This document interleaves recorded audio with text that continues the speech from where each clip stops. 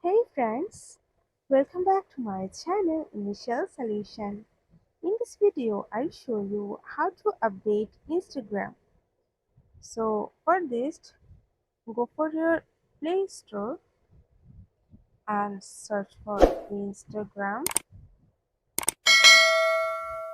Then you can see here is an open option.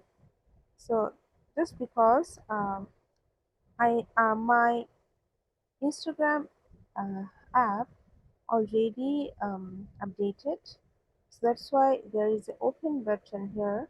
But you can see here on your Play Store, you can see here an update option or update button.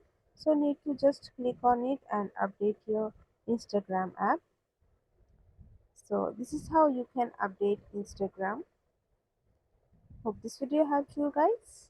If it did, then please like, comment and share. Subscribe to our channel and don't forget to hit the bell icon for more videos. Thank you. This video is sponsored by Zerosoft. Zerosoft offers graphic design, UI UX design, digital marketing, and web development. Elevate your brand with Zerosoft today. For more details, check the description box.